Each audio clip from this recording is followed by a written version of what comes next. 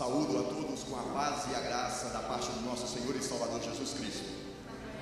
É um privilégio estarmos aqui para que juntos nesse ato de culto celebremos os 495 anos da Reforma Protestante.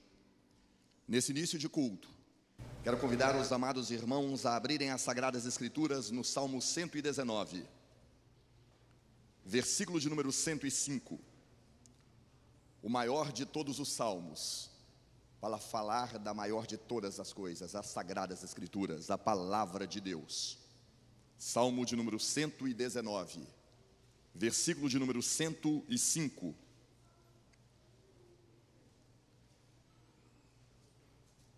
Mesmo assentados como estão, mas com toda a reverência devida às Sagradas Escrituras, leiamos em uma só voz o versículo de número 105 do Salmo 119. Lâmpada para os meus pés é a tua palavra. Queridos irmãos, nesse ato de culto, ainda neste momento de adoração ao Senhor, a carta do apóstolo Paulo aos Romanos, capítulo de número 1, versículo de número 16 e 17. Carta do apóstolo Paulo aos Romanos, capítulo 1, versículo 16 e versículo 17.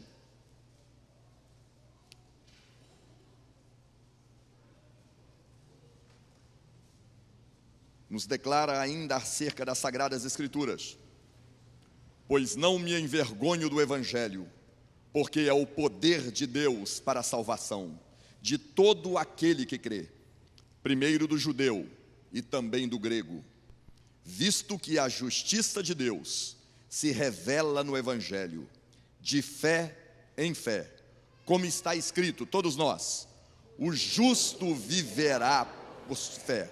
O justo viverá por fé. Neste momento, adoremos ao Senhor por meio de uma oração de adoração ao seu nome. Quero convidar neste momento o reverendo Edwards, que nos conduza nessa oração de adoração ao nosso Deus. Senhor Deus Todo-Poderoso, ao Senhor toda honra, glória e louvor. Nós nascemos para isso, estamos aqui para isso, Senhor, para render ao Senhor toda a honra, glória e louvor da nossa parte. E agradecer o Senhor, Pai amado, porque hoje nós estamos aqui num culto de comemoração, e dessa forma nós fazemos isso, Senhor Deus, para a glória do Teu nome. Oferecemos, Senhor Deus, este culto em comemoração de uma intervenção soberana do Senhor na história humana. E, Senhor Deus, fazemos isso com grande alegria do nosso coração. Fazemos isso, Senhor Deus, por fé. Fazemos isso, Senhor Deus, porque nos alegra, Senhor, poder louvá-lo e engrandecê-lo e render toda a gratidão pelo Teu amor, pela Tua misericórdia que nos alcançou em Cristo Jesus. Obrigado, Senhor, porque o Senhor não é um Deus que abandona a história. O Senhor age soberanamente na história. Obrigado, Pai amado, porque hoje está aqui reunida a Tua igreja para glorificar o Senhor e tão somente prestar culto ao Senhor, Pai amado. Obrigado, Senhor Deus, pelas palavras que já lemos.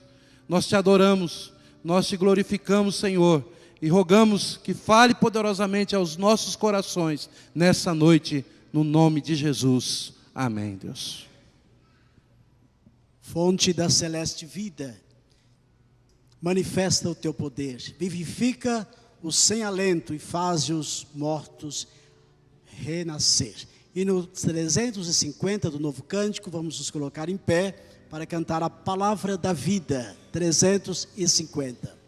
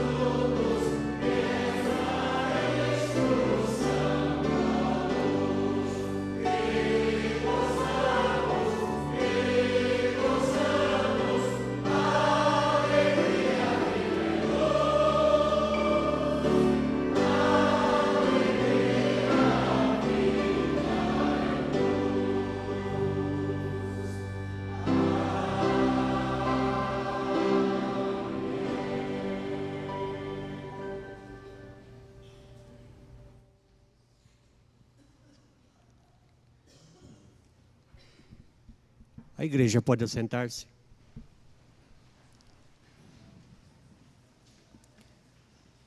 Caríssimos irmãos, queremos convidar a igreja presente para que abram suas Bíblias comigo. A segunda carta de Reis, segunda Reis, segundo livro dos Reis, capítulo 22, do versículo 8 ao 20. Segunda Reis 22, de 8 a 20, e eu estarei fazendo esta leitura. É mais uma porção da palavra de Deus, do coração de Deus aos nossos corações nesta noite. Diz assim a palavra do Senhor: Então disse o sumo sacerdote Ilquias ao escrivão Safã: Achei o livro da lei na casa do Senhor. Ilquias entregou o livro a Safã e este o leu.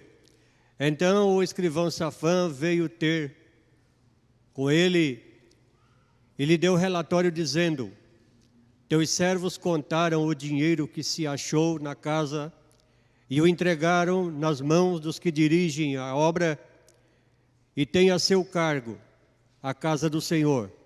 Relatou mais o escrivão Safã ao rei, dizendo: O sacerdote Ilquias me entregou um livro e Safã o leu diante do rei. Tendo o rei ouvido as palavras do livro da lei, rasgou as suas vestes, ordenou o rei ao Ilquias, o sacerdote, e ao Aicão, filho de Safã, e a Acbor, filho de Micaías, a Safã, o escrivão, e a Asaías, servo do rei, dizendo: Ide e consultai o Senhor por mim, pelo povo e por toda Judá, acerca das palavras deste livro, que se achou, porque grande é o furor do Senhor, que se acendeu contra nós, porquanto nossos pais não deram ouvidos à palavra deste livro para fazerem segundo tudo quanto de nós está escrito. Então o sacerdote Ilquias, Aicão, Acbor, Safã e Asaías foram ter com o profetisa Uda, mulher de Salum, o guarda-roupa, filho de Tievã, filho de Arás, e lhe falaram.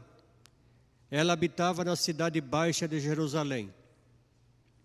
Ela lhe disse: Assim diz o Senhor, Deus de Israel: Dizei ao homem que vos enviou a mim, assim diz o Senhor: Eis que trarei males sobre este lugar, sobre os seus moradores, a saber, todas as palavras do livro da lei que leu o rei de Judá.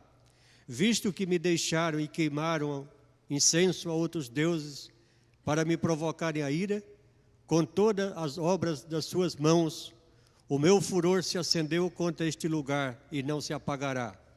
Porém ao rei de Judá, que vos enviou e consultar o Senhor, assim lhes direi: Assim diz o Senhor, o Deus de Israel, acerca das palavras que ouviste.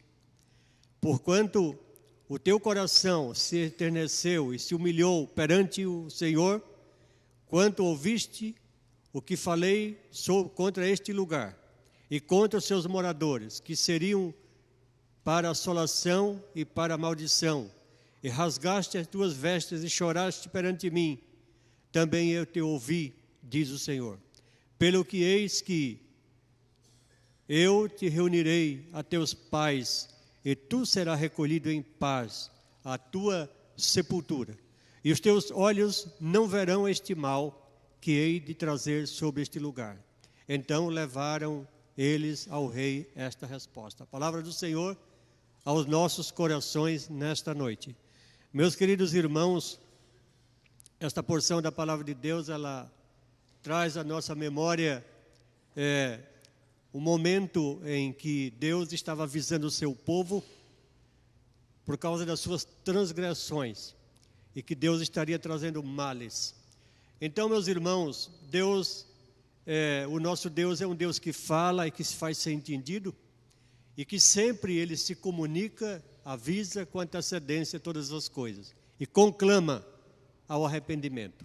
Portanto, esta porção da palavra de Deus, ela está diante de nós nesta noite para levarmos a uma reflexão.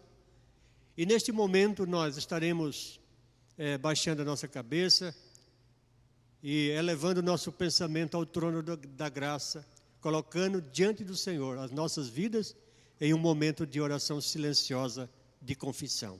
Oremos, um momento de confissão.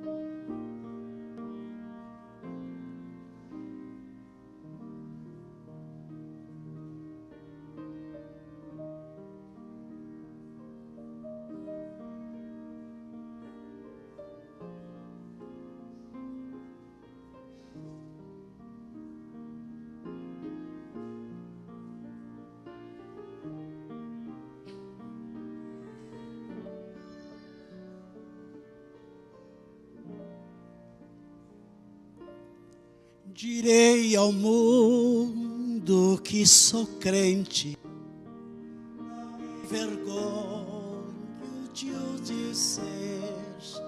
Direi ao mundo que sou crente e que por Cristo vou viver. Direi ao mundo que Ele salva, e nesta vida o seguirei. E eu bem sei que crendo nele terás as bênçãos que eu encontrei. Direi ao mundo que ele ama, que Cristo dá perdão e paz. A minha vida eu lhe entrego, Jesus meu guia satisfaz. Direi ao mundo que ele volta, se tarde ou cedo eu não sei, mas viverei sempre esperando e preparado estarei na sua vinda gloriosa. Aos que o amarem, Jesus dará maravilhas infinitas, e ao lar celeste nos levará. Oh, dize ao mundo que és crente, não te envergonhes de o dizer. Oh, dize ao mundo que és crente e que por Cristo vais viver. Amém, Jesus. Oremos. Santíssimo Deus, nosso querido Pai Celestial, nesse instante, Senhor, nós nos curvamos diante dos céus, que é o Teu trono de graça. Rogamos, ó Deus, nesse instante, que Tu estejas, ó Deus, com o Teu olhar de misericórdia, de benevolência, olhando, ó Deus, para o Teu povo aqui reunido, ó Deus. Quando cada um de nós, ó Deus, olhando para dentro de nós mesmos, colocamos diante do Teu altar de graça os nossos pecados, ó Deus, cientes, ó Deus, de que falhamos muitas vezes diante do Senhor. Mas queremos, ó Deus, neste momento, rogar o perdão. Abençoa, Senhor, o Teu povo. que congrega aqui neste recinto, todo o teu povo espalhado por toda a terra, para que, ó Deus, a cada dia olhem para si mesmo e busquem, ó Deus, no Senhor, o fortalecimento, a renovação para as suas vidas a cada dia. Ó Deus, visita-nos com a tua bondade. Nós cremos, ó Deus, nos merecimentos e na obra do teu Filho Jesus, quando ele derramou o seu sangue na cruz do Calvário para a remissão dos nossos pecados. Graças te damos, ó Deus, e muito obrigado, Senhor, por este momento, pois nós oramos. É no nome santo e precioso do teu Filho Jesus, que vive e reina hoje e para todo sempre. Amém.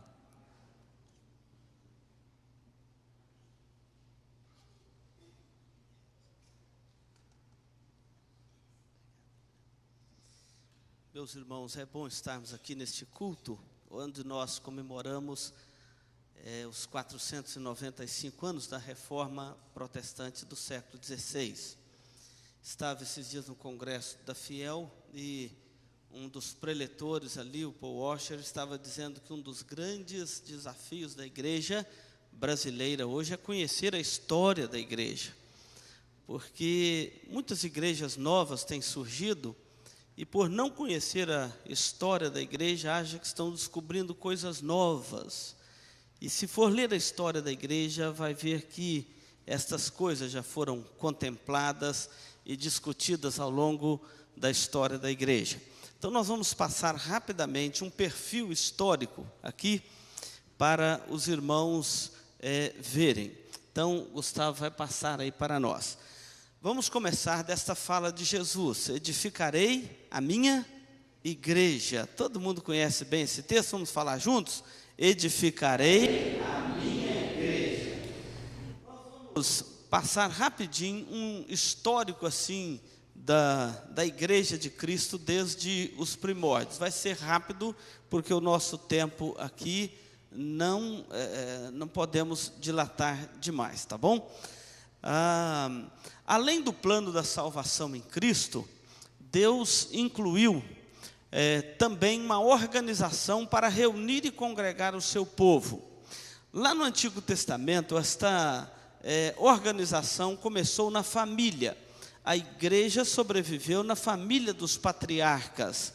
Depois, pode ir passando aí, tá, Gu? Bem rapidinho. Depois da família dos patriarcas, após o Êxodo, a igreja passa para a nação de Israel. Então, aquele governo teocrático, Deus dirigindo o seu povo através daqueles líderes. Em Cristo e com o advento de Cristo, é que vem definitivamente a expressão da igreja na nova aliança, no sangue de Jesus Cristo. Então a igreja, organizada pelos apóstolos, se ramificou em vários grupos. Alguns ficam olhando, por que tantos nomes e placas de igreja? Ela se ramificou em alguns grupos. Um desses grupos chama-se o protestantismo reformado ou o presbiterianismo. A igreja primitiva, ela nasceu ali no dia do Pentecostes, considerada pelo Sinédrio judeu como uma seita, primeiro. Depois ela teve a sua identidade própria e passou por praticamente 3 séculos de perseguição romana. O Império Romano perseguiu duramente a igreja. Então o primeiro período da igreja é considerado o período apostólico, que é aquele período que marca o primeiro século da era cristã. Os apóstolos deram sequência, então, ao ministério de Jesus Cristo. Eles não inventaram nada para a igreja, eles deram sequência ao ministério de Jesus Cristo. Eles escreveram o Novo Testamento, que nós chamamos aqui a conclusão da revelação, e este período apostólico encerra no ano 95, com a morte do apóstolo João, velhinho, lá na cidade de Éfeso, e exortando a igreja de Éfeso com aquelas palavras: filhinhos, amemos uns aos outros. Depois vem o período dos pais da igreja, que pega o 2º e o 3º século. Esse período foi importante na história da igreja, porque marcou os concílios da igreja. grandes definições teológicas para alimentar e sustentar a fé da igreja foram trazidos com os pais da igreja, dentre eles o reconhecimento do cânon da Bíblia, o Antigo e o Novo Testamento, da forma como nós a conhecemos. Logo então, entra o quarto século, pegando a era medieval. No ano 323, depois de este longo período de perseguição, o Império Romano transforma a igreja, com o imperador Constantino, a religião, o cristianismo se torna a religião oficial do Império Romano.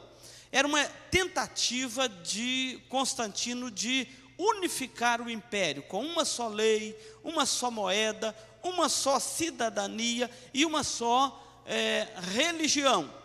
E a única religião que tinha esse caráter universal era o cristianismo, então ele opta pelo cristianismo.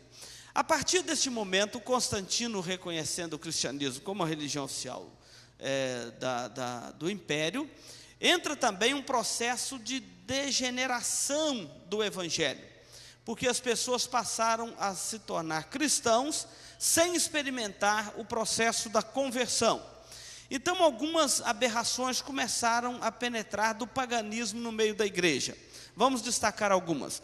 375, culto aos santos. 431, instituição do culto a Maria.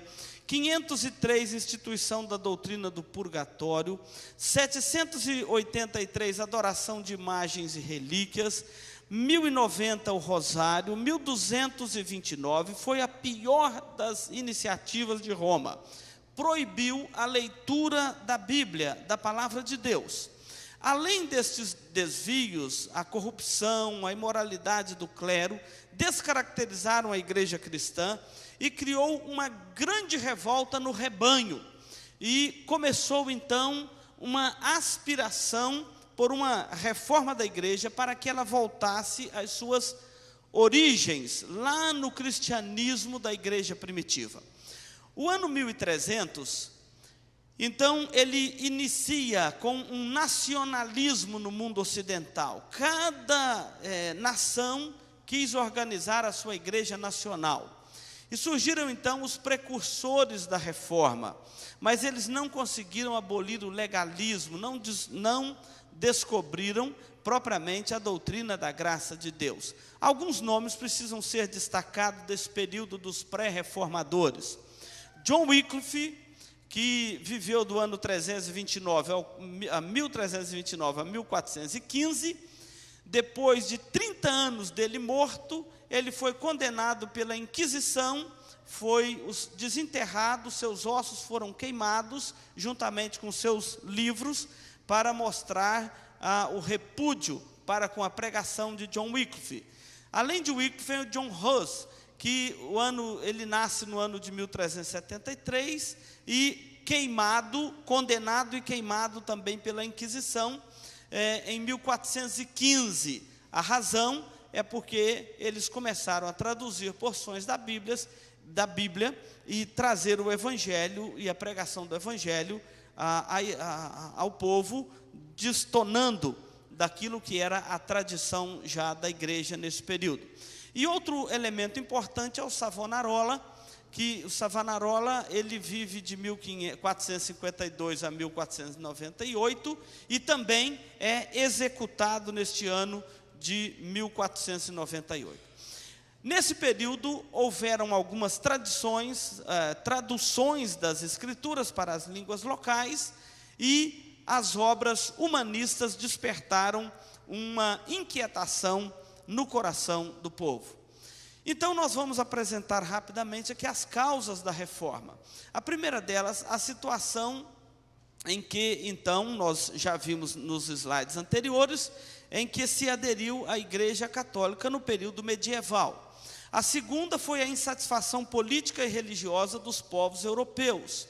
A terceira foi o nacionalismo emergente, que nós já apontamos, e a quarta foi a ansiedade e insegurança provocados pelo espírito pela espiritualidade vigente, que é o que nós chamamos aí esqueci aqui agora, das obras dos humanistas. Ok.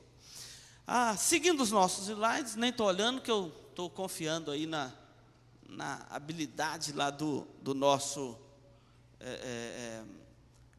querido aspirante Gustavo. Pode colocar toda a página, Gustavo? Então vem o primeiro dos reformadores e aquele que dá o grito da reforma, que foi Martinho Lutero. Martinho Lutero nasceu em 1483 e viveu até o ano 1547. Em 1505 ele ingressa no mosteiro agustiniano de Erfurt, na Alemanha. Em 1512 torna-se um professor da Universidade de Wittenberg, nomeado, e depois depois de passar por esse período da sua inquietação, aquele texto bíblico do justo que viverá pela fé, caminhando aí, tá, Gustavo? De Romanos, que nós já até lemos. Então, no dia 31 de outubro de 1517, depois de várias iniciativas dentro da Universidade de Wittenberg, discutir amplamente com os alunos as indulgências que eram vendidas para comprar o perdão dos pecados. Então, Agostinho, no dia 31 de outubro, ao meio-dia, é bom lembrar que foi ao meio-dia, ele não fez isso na calada da noite, quando os romeiros desciam de todos os lados para o dia de Todos os Santos e o dia de Finados, amanhã, dia 1º e dia 2 de novembro, ele então afixou nas portas do castelo, da Catedral do Castelo de Wittenberg, as 95 teses contra as indulgências do Papa, que era exatamente a venda do perdão. Obviamente, ele foi excomungado pela igreja em 1521. Coloquei em seguida aí uma foto da igreja lá do castelo de Wittenberg, onde ele fixou as suas 95 teses. Está aí uma pequena réplica dela. Seguindo, a reforma teve passos firmes ainda na Suíça com Ulrico Zwinglio. Esse nome é importante para os estudiosos. Zwinglio, ele é nomeado sacerdote da Catedral de Zurique e torna-se um pregador bíblico muito famoso e popular. Questiona o jejum da quaresma, o celibato clerical, abandona o sacerdote e torna-se um pastor evangélico, ou protestante, como era chamado na ocasião, e chamado pai do protestantismo reformado. O outro é João Calvino. Com a morte precoce de Zwinglio, que morreu numa das batalhas, o movimento reformado passou à liderança de João Calvino, nascido em Noyon, no nordeste da França, em 1509. Em 1523, ele vai estudar o humanismo e a teologia de Paris, ora o centro acadêmico da época. João Calvino, então, ele teve... Ok, pode andar aí, pode andar. João Calvino, ele vai então ser um importante reformador, porque enquanto Lutero vai dar o grito da reforma, Calvino vai sistematizar as doutrinas reformadas. Então, a expansão da reforma se deve muito a Calvino. Registra-se a sua conversão em 1533. Em 1536, Guilherme Farel, que era o líder da cidade de Genebra, ele desafia Calvino a ficar em Genebra e fazia de Genebra, na Suíça, a cidade refúgio da reforma e daqueles que eram perseguidos por causa da sua fé protestante. Ele então se estabelece em Genebra e depois de idas e vindas, ele conclui também a sua obra das institutas, chamadas instituições da religião cristã, essa doutrina que era essencialmente bíblica. Seguindo aí o slide, nós vamos apenas dar um diagnóstico rapidinho aqui do protestantismo na Europa. Tão logo então, esse grito da reforma, e a reforma ganha estrutura com esses reformadores que deram sequência ao grito de Lutero, então rapidamente esse movimento da reforma protestante se espalha. Pela França, ele ganha o nome de huguenotes, na Inglaterra ele ganha o nome de puritanos, e na Escócia ele ganha o nome de presbiterianos, com John Knox. Na Suíça e nos Países Baixos, eles são chamados de reformados, os protestantes são chamados de reformados, escrevem a confissão de fé, e dali eles vão para os Estados Unidos, levando este nome, os puritanos. Dos Estados Unidos, quando em 1726 experimenta um despertamento espiritual ou um reavivamento, começa então a espalhar as doutrinas reformadas pelo mundo. Em 1859, através de Ashbel Greensight, chega ao Brasil no dia 12 de outubro de 1859. Em 1928, os missionários chegaram a Dourados. Hein? Eu falei de quê? Então vocês ignoram e lembram que é agosto, tá bom? É porque me marcaram um tempo aqui, viu, irmãos? Por isso que eu estou assim acelerado. Então, 12 de agosto, chega no Rio de Janeiro, no Brasil, e já em 1928 chega com os missionários aqui em Dourados. Hoje, a Igreja Presbiteriana do Brasil, uma igreja reformada com 153 anos de história aqui no Brasil, mas a fé reformada tem esses 495 anos de história. Concluindo aqui os nossos slides, os reformadores, primeiramente, tudo que os reformadores queriam é que a igreja retornasse e mantivesse fiel à palavra de Deus. Esse foi a intenção de Lutero. Não foi a mesma de Zwinglio e de Calvino. Que ela mantivesse a pureza do evangelho em sua pregação, em sua vida. Calvino, então, elabora os sistemas básicos e fundamentais da fé da igreja, na pureza do evangelho, na centralidade de Jesus Cristo e do evangelho. A igreja hoje deve manter-se, então, fiel a esses princípios, mesmo dentro de uma cultura decadente como nós vivemos. O lema da reforma ficou: a igreja reformada sempre se reformando, mas se reformando segundo os critérios da palavra de Deus, e não no sentido de tornar uma igreja contemporaneizada ou secularizada. As principais conquistas da reforma foram: primeiro, acompanhando aí, Gustavo, ok, a liberdade de consciência. Segundo, o livre exame das Escrituras, não é a livre interpretação, para cada um fazer a confusão que quer com a palavra de Deus, mas o livre exame das Escrituras. E o sacerdócio universal dos crentes. São os princípios fundamentais. Também é registrado como princípio dos reformadores esses: a Escritura somente como regra de fé e de prática, Cristo como único mediador entre Deus e os homens, a salvação pela graça mediante a fé, e aquele tributo de que somente a Deus, e somente Deus, é merecedor de toda a honra e de toda a glória. Ou seja, uma pregação que tem o seu centro na pessoa de Deus e não na pessoa do homem, na soberania de Deus e não na autonomia humana. Então, irmãos, esse é um breve e rápido histórico da reforma. Espero que os irmãos tenham interesse de estudar mais este assunto, porque ele é de grande importância para nós compreendermos onde a igreja chegou e por que a igreja quer manter-se fiel a estes princípios. Vamos cantar louvores a Deus, vamos colocar de pé, reverendo Edward. Boa noite, irmãos. Nós vamos agora cantar louvores ao Senhor, e os cânticos, eles têm a ver com aquilo que nós estamos comemorando hoje.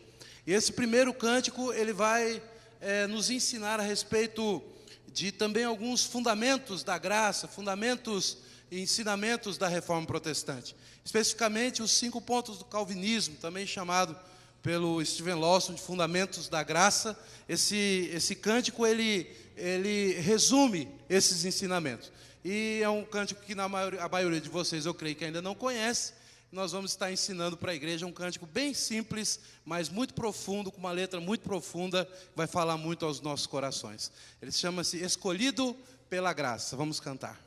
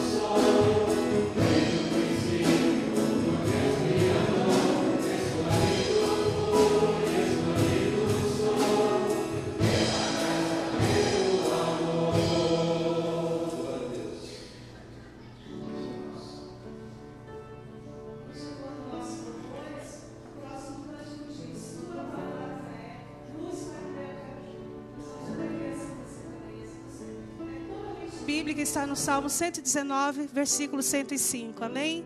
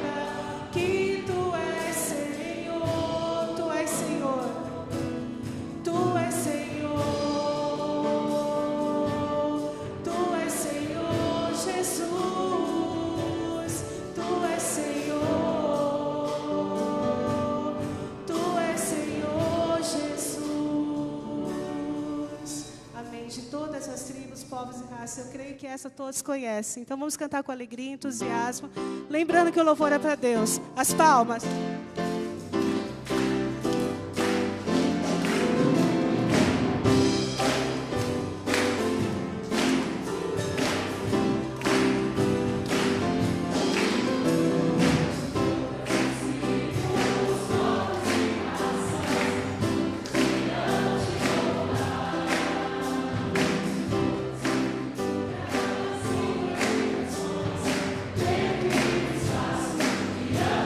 Let me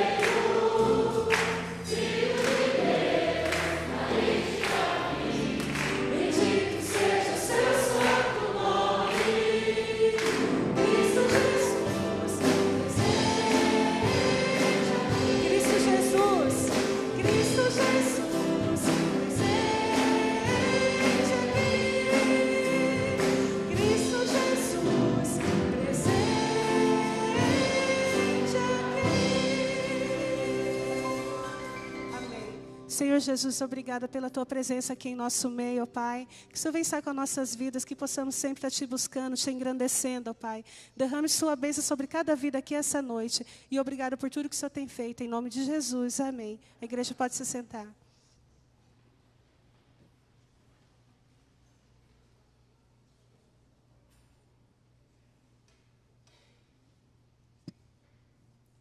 Distribuiu-se entre os pastores alguns pilares da reforma protestante, e a mim me coube falar rapidamente sobre sola escritura.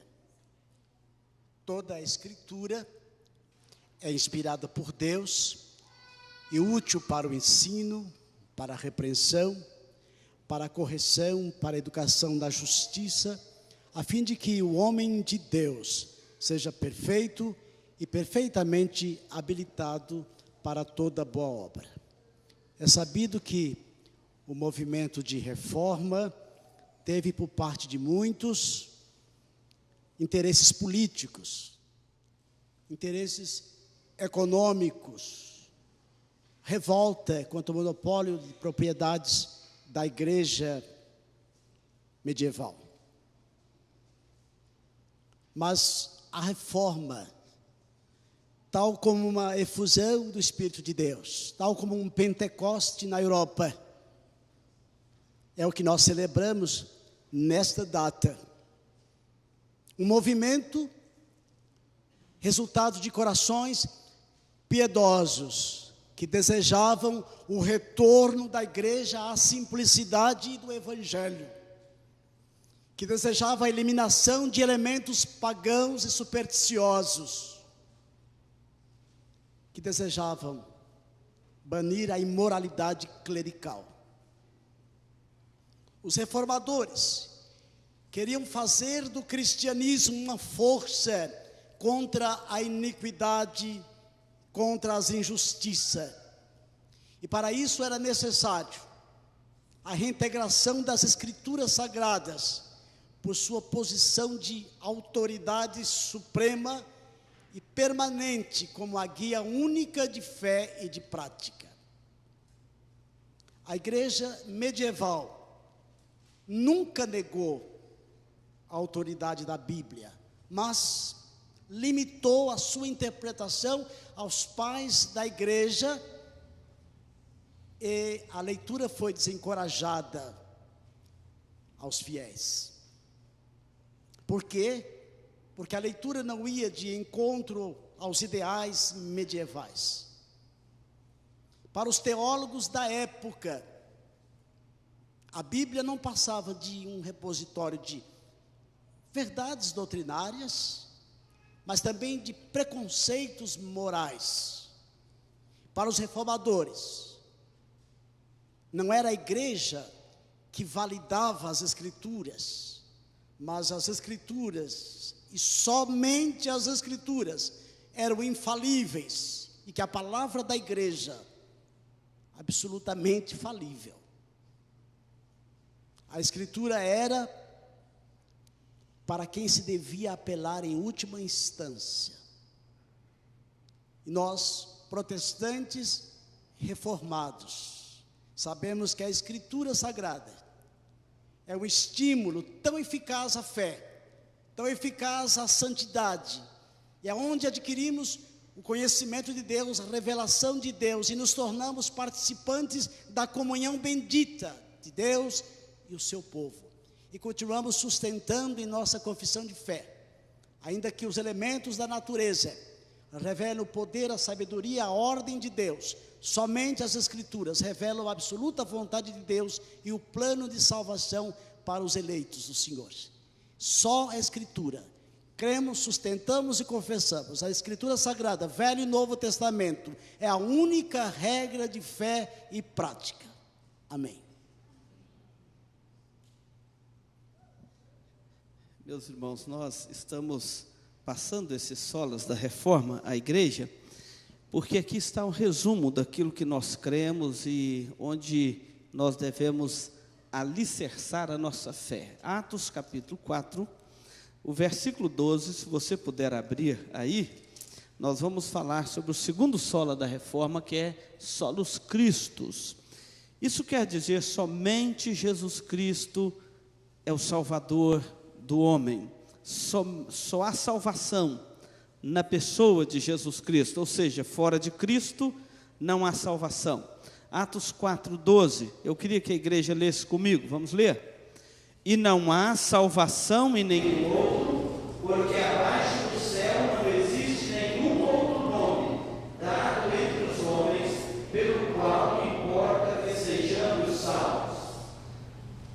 Não há salvação em nenhum outro. Quando os reformadores, elaborando esses princípios de fé, elaboraram somente Jesus Cristo, queria lembrar-nos que o sentido da Bíblia é redentivo, tanto no Antigo quanto no Novo Testamento, ou seja, ela apresenta o plano da salvação de Deus em Cristo.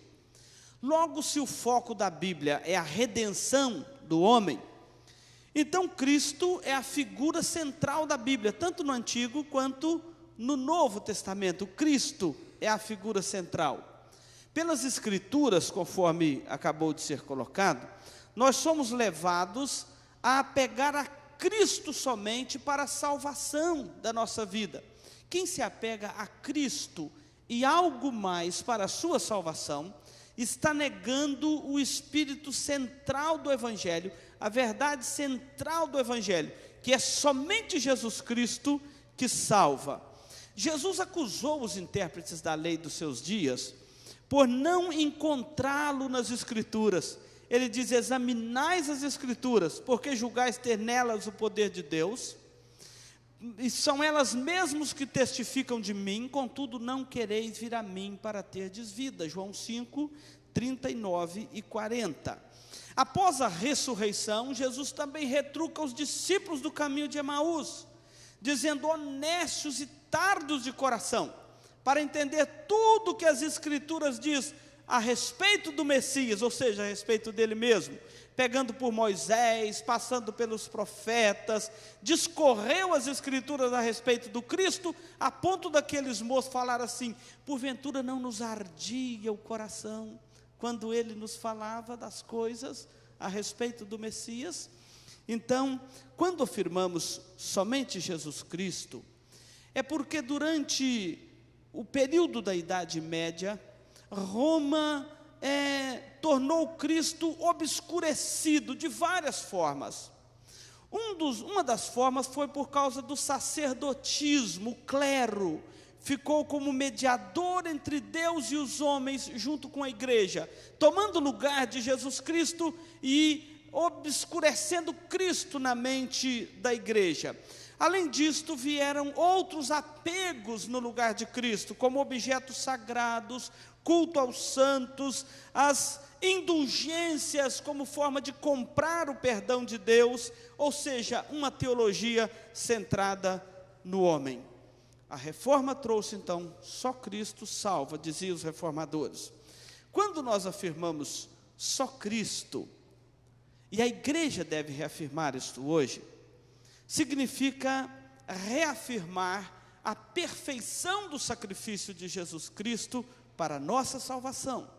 Quando dizemos somente Jesus Cristo, é dizer que a igreja não pode salvar o pecador, mas Cristo pode salvar o pecador. Quando dizemos somente Jesus Cristo, nós estamos dizendo que o sacrifício dele na cruz perdoa o pecador e o reconcilia com Deus. Quando dizemos somente Jesus Cristo, nós estamos dizendo que os méritos de Jesus Cristo na cruz são suficientes para o perdão dos nossos pecados. Não precisamos de fazer nenhum tipo de sacrifício humano. Quando dizemos só Cristo, é dizer que somente Ele é o único mediador da relação do homem com Deus e da relação de Deus com o homem. É dizer que em Cristo a revelação de Deus, que é outro aspecto importante para os nossos dias, somente Cristo quer dizer que nele a revelação de Deus ao homem alcançou a sua plenitude. de forma que Deus não tem algo melhor do que Cristo a revelar a nós. Por isso que hoje Ele nos fala pelo Filho, a quem constitui o herdeiro de todas as coisas.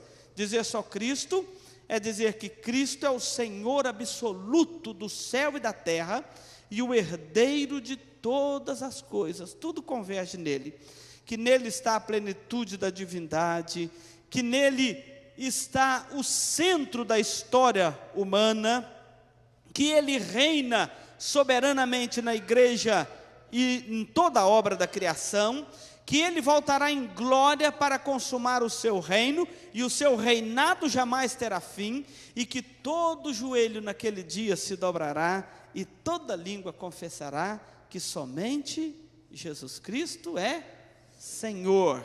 Por isto, Ele é o único objeto da fé da igreja. Não temos que acrescentar nenhum óleo ungido, nenhum azeite abençoado. Somente Cristo é o objeto da fé da igreja. Ele é o caminho, a verdade e a vida. E não há salvação em nenhum outro. Eu concluo dizendo, somente Jesus Cristo professa a igreja. É óbvio, a noiva só tem um noivo, e esse noivo é o Senhor Jesus Cristo. Amém?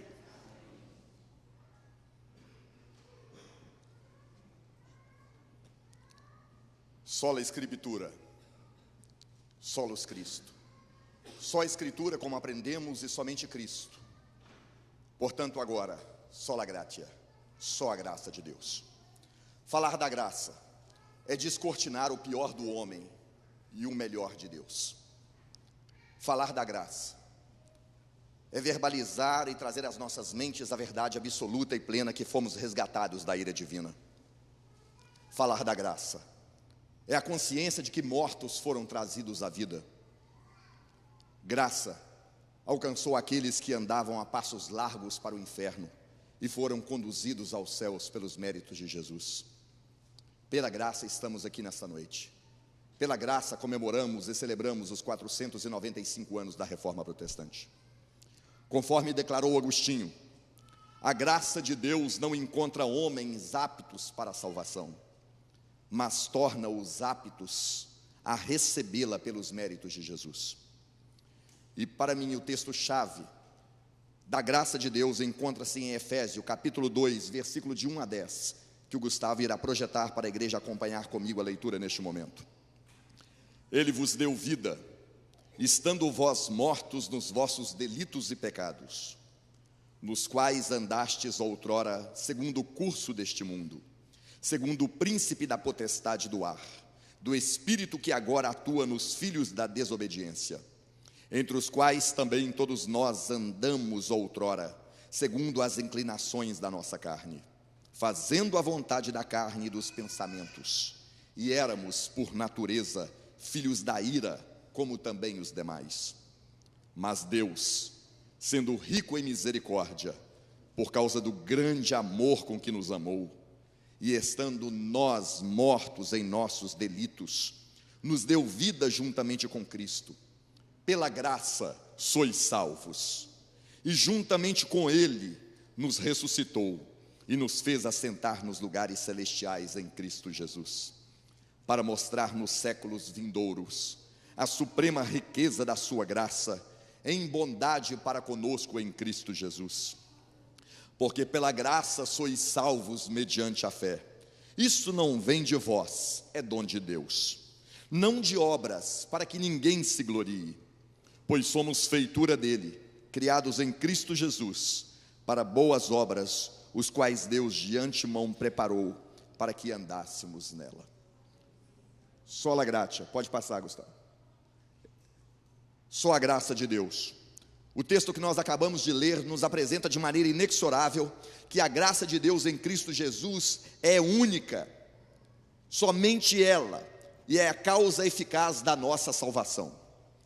Conforme nós aprendemos e ouvimos com muita propriedade dos amados irmãos, a igreja medieval tinha algumas confusões, entre elas a igreja medieval entendia que a graça era uma substância que seria transmitida através dos sacramentos. Portanto, a igreja era a única intermediária entre Deus e os homens. Portanto, ao receber o sacramento, as pessoas recebiam a graça.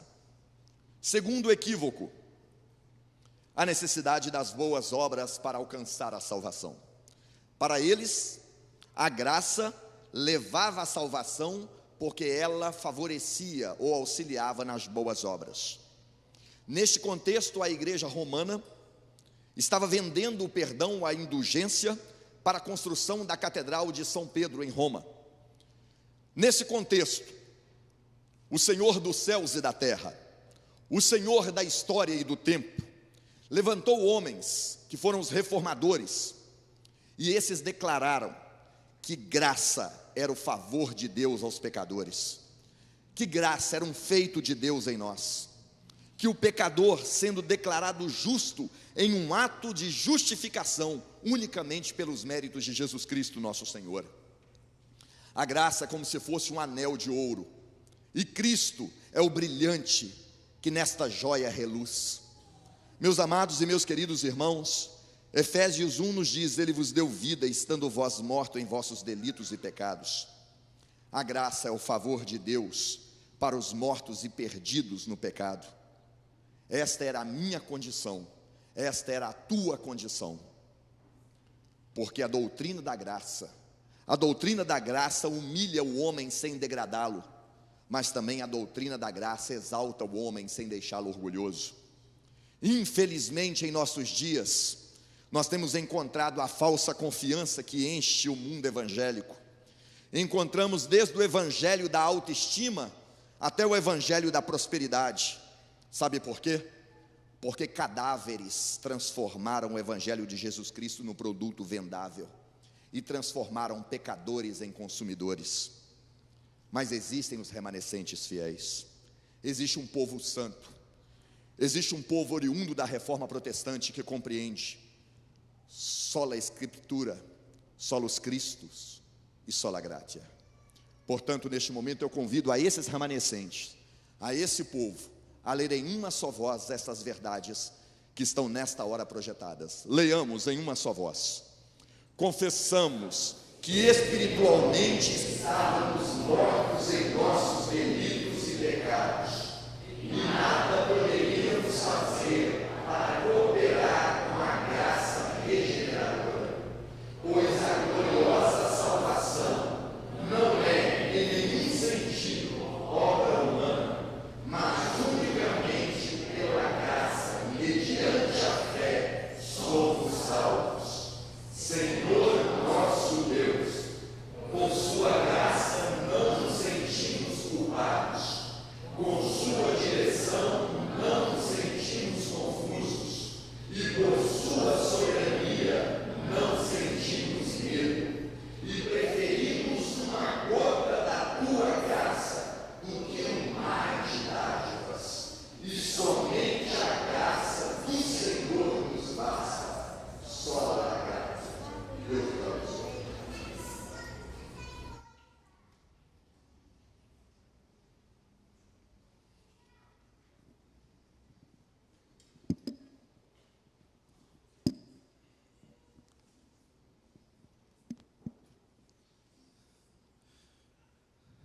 Sempre que se fala de reforma, as pessoas ficam preocupadas.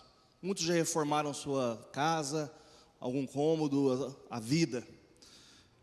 A reforma protestante, ela não acabou, ela continua. Igreja reformada, sempre reformando. Esse é um lema. Ela continua hoje entre nós. Nós não podemos viver no passado. O passado nos ensina, nos alerta, nos dá base, mas nós somos reformadores. A nossa mente está em constante reforma, como foi dito segundo a palavra do Senhor.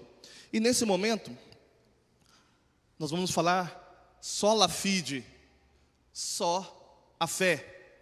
Meus irmãos, eu poderia aludir aqui o texto básico, ou o texto mais costumeiro que é dito: o justo viverá pela fé, que é o texto que nós até lemos, mas eu quero que os irmãos abram suas Bíblias, em Tiago capítulo 2, É um livro que nós estudamos bastante esse ano. Versículos 14 até o 19. Carta de Tiago, 2, 14 a 19.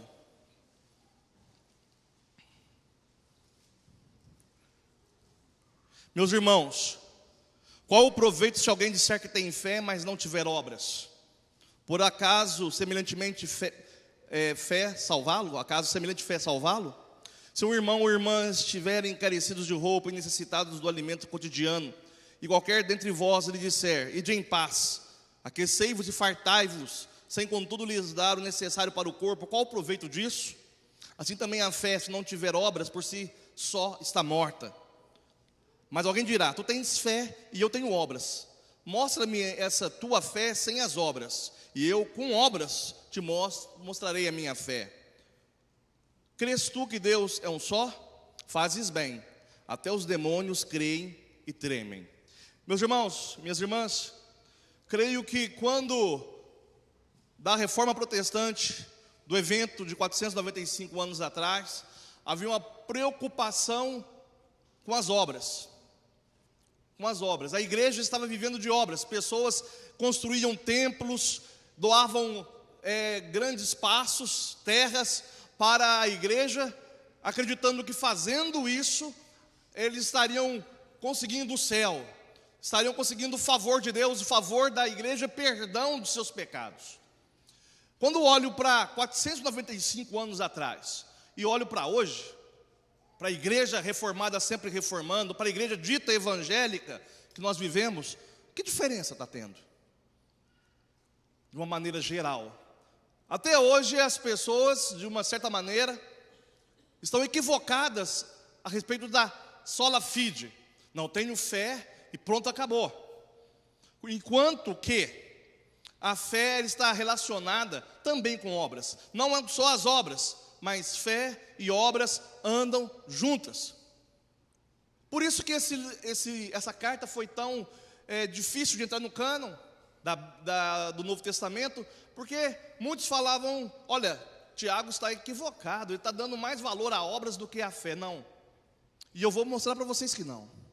Meus irmãos, rapidamente, quando alguém reivindica ter fé, ele ou ela pode ter um consentimento intelectual, uma concordância com um conjunto de ensinos cristãos, ou que seria uma fé incompleta. A fé verdadeira, e essa fé que os reformadores tanto sonhavam e pensavam que a igreja deveria seguir, é uma fé que transforma a nossa conduta, como também os nossos pensamentos. Se as nossas vidas permanecerem inalteráveis, demonstraremos que não cremos verdadeiramente nas verdades que reivindicamos ter. E a igreja reformada, sempre reformando, tem de pensar dessa maneira, tem de viver dessa maneira, em constante mudança de mente, em uma atitude transformadora no mundo em que nós vivemos. Nós não recebemos a nossa salvação como um pagamento por merecimento, por servirmos ou obedecermos a Deus, mas tais ações mostram que o nosso compromisso com Deus é real. Nosso serviço dedicado não é um substituto, mas uma evidência da nossa fé em Cristo. Lá em Romanos 3:28 nós encontramos o seguinte: concluímos, pois, que o homem é justificado pela fé, independentemente das leis da obra. Parece que Tiago e Paulo estão falando coisas diferentes. Não, eles estão apenas se completando. Os ensinos de Paulo e Tiago não estão em dissonância, em conflito. Enquanto é verdade que nossas obras nunca podem trazer a salvação como um pagamento, a verdadeira fé sempre resulta de uma vida transformada em obras, em realizações para a igreja, para Cristo, para o reino. Paulo está falando contra aqueles que tentam ser salvos pelas obras e não pela verdadeira fé. Tiago está falando contra aqueles que confundem o mero conhecer intelectual. Eu conheço a Bíblia, eu sou presbiteriano, eu tenho ali os pontos calvinistas, como fé, e não trabalha, e não realiza nada. até mesmo os demônios sabem quem é Jesus, mas não obedecem Jesus espontaneamente, como nós lemos. A verdadeira fé envolve um compromisso de todo o nosso ser com Deus. Então, por que Deus nos salva apenas pela fé? Eu quero encerrar falando isso. Por que Deus nos salva apenas pela fé? Sabe por quê? Porque ela deixa de fora o orgulho e o esforço humano. Também a fé exalta o que Deus fez e não o que nós fazemos enquanto pessoas, enquanto família, enquanto instituição. A fé é a prova que precisamos da ajuda de Deus, que por nós mesmos nós não vamos em lugar nenhum. E a fé é baseada em um íntimo relacionamento com Deus, não no nosso desempenho, mas na nossa verdadeiro relacionamento com Ele. Isso é sola fide, isso é só fé, fé ativa, fé viva. Existe fé morta, não é essa fé que os reformadores queriam, mas uma fé viva, uma fé que realiza, uma fé voltada para o próximo, uma fé voltada para Cristo. Que Deus nos ajude sempre, amém.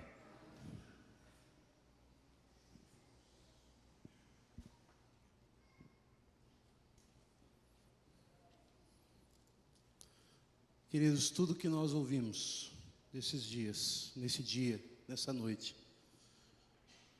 os 4 solas da reforma lidos aqui e explicados, eles caminham para um clímax, para um momento maravilhoso. E esse clímax é a glória de Deus. A glória de Deus. É por isso que o 5º sola da reforma é soli deo glória. Somente glória a Deus. Diga comigo, somente glória a Deus. Nós existimos para a glória de Deus. Tudo que existe, tudo que foi criado, existe para a glória de Deus. Isaías 42, no versículo 8a, Deus vai dizer através do profeta: eu sou o Senhor, este é o meu nome, a minha glória não darei a nenhum outro. Eu sou o Senhor, diz a palavra, este é meu nome, a minha glória eu não darei a nenhum outro. Queridos, Deus quer ser glorificado.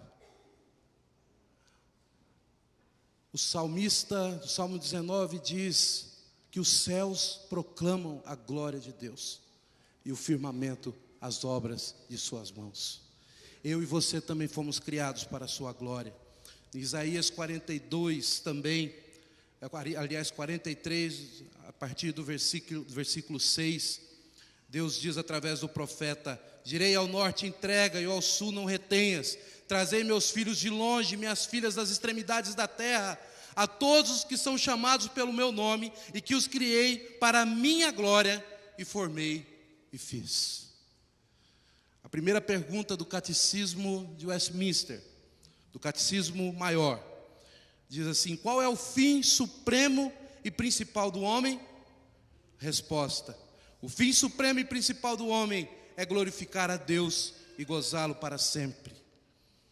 A resposta à pergunta 104, falando a respeito do primeiro mandamento, onde Deus diz: não terás outros deuses além de mim, diz assim que os nossos deveres, são conhecer e reconhecer Deus como único e verdadeiro Deus, e nosso Deus, e adorá-lo, e glorificá-lo como tal, pensar, meditar nele, lembrar dele, altamente apreciá-lo, honrá-lo, adorá-lo, escolhê-lo, amá-lo, desejá-lo, temê-lo, crer nele, confiando nele, esperando nele, deleitando-nos nele, regozijando-nos nele, ter zelo por ele, invocar a Deus, dando-lhe todo louvor, agradecimento, prestando-lhe toda obediência, submissão, ter cuidado de agradá-lo em tudo e ficar triste quando ele é ofendido em qualquer coisa e andar humildemente com Ele. Queridos, é muito triste e é lamentável quando uma criatura criada à imagem e semelhança de Deus não dá glória devida ao seu nome. Isso estava acontecendo na época da reforma.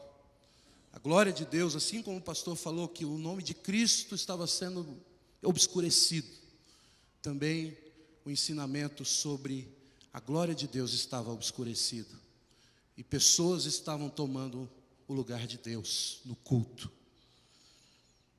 John Piper diz no seu livro Provai e Vede, diz assim: Deus é a realidade mais importante do universo, mas infelizmente Ele é quase que completamente ignorado. E se Deus não é ignorado, Ele é provavelmente menosprezado e não reverenciado por muitas pessoas. O menosprezo para com Deus, continua John Piper, é o pior dos males do mundo hoje. É como uma formiga em seu formigueiro, desacreditando da terra. Se a igreja deve reafirmar o legítimo lugar de Deus na alma do homem e no centro de toda a vida, continua John Piper, precisamos ter uma visão mais nítida de quem é Ele e do que Ele faz. Precisamos ver, continua esse servo de Deus, precisamos ver a majestade de Deus e conhecer seu esplendor jorrando sobre nós. É muito triste, queridos, quando alguém criado à imagem e semelhança de Deus não dá glória a Deus, quando até os céus proclamam a glória de Deus e o firmamento as obras de suas mãos. A declaração de Cambridge, realizada em Cambridge, Massachusetts, dia 20 de abril de 1996, pela Aliança de Evangelhos Confessionais. Entre esses homens que criaram essa declaração está Michael Horton, homens como ele.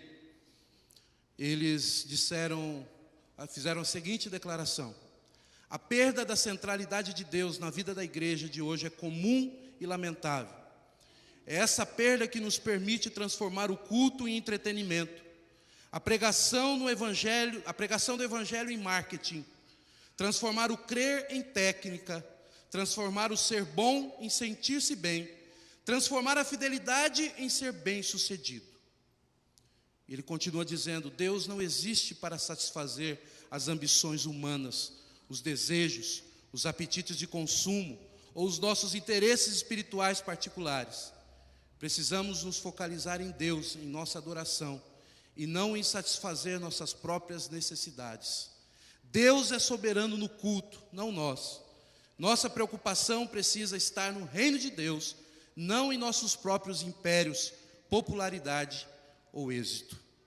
Diz a declaração de Cambridge, que reafirmou os 5 solas da reforma protestante.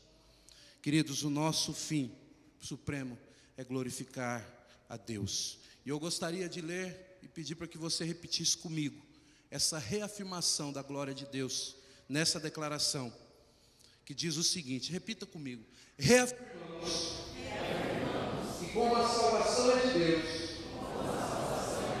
e realizada por Deus, ela é para a glória de Deus, e devemos glorificá-lo sempre. Devemos viver nossa vida inteira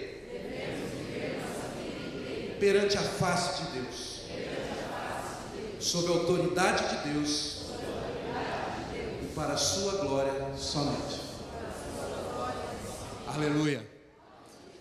Porque dele, por meio dele e para ele são todas as coisas. A ele, pois, a glória eternamente. Amém. Ao Deus único e sábio seja dada a glória por meio de Jesus Cristo, pelos séculos dos séculos. Amém. Digno é o Cordeiro que foi morto de receber o poder e riqueza e sabedoria e força e honra e glória e louvor. Apocalipse 5:12. Aquele que está sentado no trono, e ao Cordeiro seja o louvor, a honra, a glória e o domínio pelos séculos dos séculos. Ao nosso Deus que se assenta no trono e ao Cordeiro pertence a salvação, o louvor e a glória e sabedoria e as ações de graças e a honra e o poder e a força sejam dadas ao nosso Deus pelos séculos dos séculos. Amém. Somente glória a Deus. Que Deus os abençoe em nome de Jesus. Amém.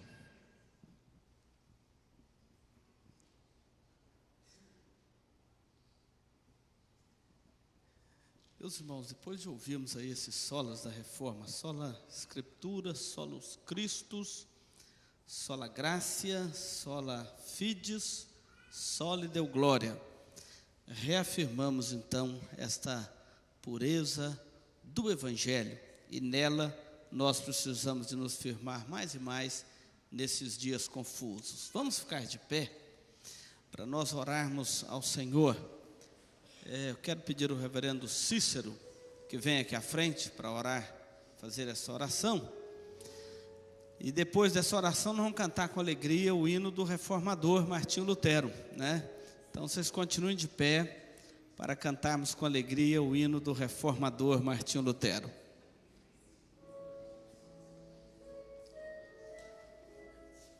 Grande e eterno Pai, nós te louvamos, Senhor, e bendizemos o teu santo e bendito nome, que só tu és merecedor, Senhor, de toda a honra e de toda a glória. Ó Pai, nós te agradecemos, Senhor, porque o Senhor no passado levantou homens para que a tua glória fosse, Senhor, novamente mostrada, Senhor, aos homens. Por isso, Pai, nós te agradecemos por tudo, Senhor, porque hoje nós podemos comemorar esses 495 anos, quando o Senhor levantou esses homens para, Senhor, fazer a reforma tão necessária, Senhor, na vida religiosa da tua igreja. Ó Pai, nós te agradecemos por tudo, não porque nós merecemos, mas é pelos méritos infinitos do nosso Senhor Jesus Cristo. Em nome dele que nós oramos. Amém, Senhor. O hino da 155, no inário Novo Cântico com música, há um esboço histórico. Nós não vamos ler, apenas a frase de James Moffat que diz: o maior hino do maior homem, do maior período da história da Alemanha, considerado o hino universal do evangelismo e que tem atravessado séculos. Hino com a solidez das palavras do Salmo 46. Há uma história muito bonita. Nós vamos ouvir a primeira estrofe com os instrumentos para que a gente cante no ritmo certo, né, do começo ao fim do hino. Vamos ouvir a primeira estrofe e depois vamos todos cantar.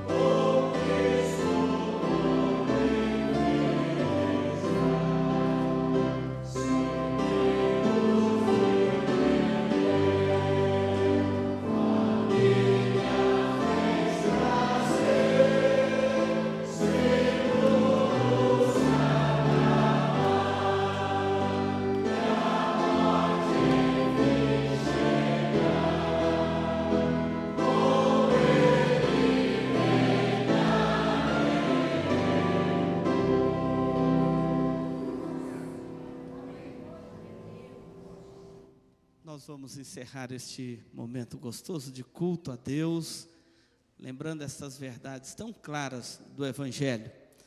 O reverendo Edgar vai estar impetrando a bênção apostólica, encerrando o culto. Depois nós vamos todos lá para o salão, que tem um momento de confraternização para nós. Não sei se o reverendo Xavier quer dizer alguma coisa antes, ok?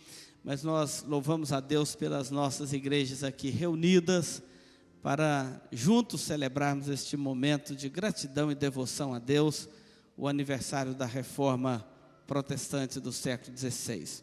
Vamos receber a bênção agora. Recebei a bênção. Que a graça de Deus Pai Todo-Poderoso, o amor de Deus em Cristo nosso Senhor e as consolações e a comunhão do Espírito Santo seja com todos, hoje e para sempre. Amém. Os irmãos podem se assentar. Muito bem. Também agradecemos a colaboração do irmão Samuel, conhecido por todos e notável organista nessa cidade e nas nossas igrejas. Deus abençoe o irmão Samuel e a sua família.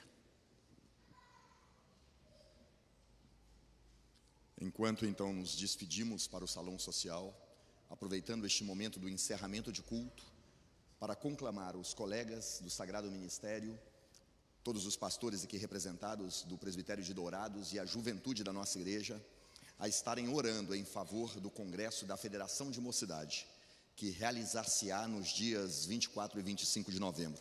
Contamos com a presença maciça e significativa da nossa juventude no Manaim, no Congresso da Federação de Mocidade. Estamos, pois, neste momento, antes da palavra do reverendo. Nós não poderíamos realmente, reverendo, deixar esse momento passar sem nós comunicarmos aqui que o Sínodo do Mato Grosso do Sul estará realizando aqui na nossa cidade de Dourados nos dias 10 e 11, mas especialmente no dia 10, que é um sábado, um workshop com o secretário nacional do trabalho da terceira idade.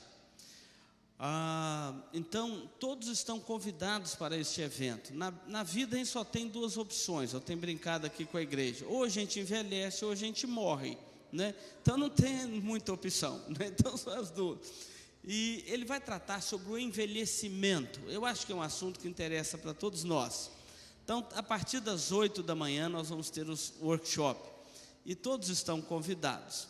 Agora nós vamos lá para o salão, onde vamos aproveitar este momento de confraternização. Vamos ouvir o pós-lúdio, saindo também para o salão.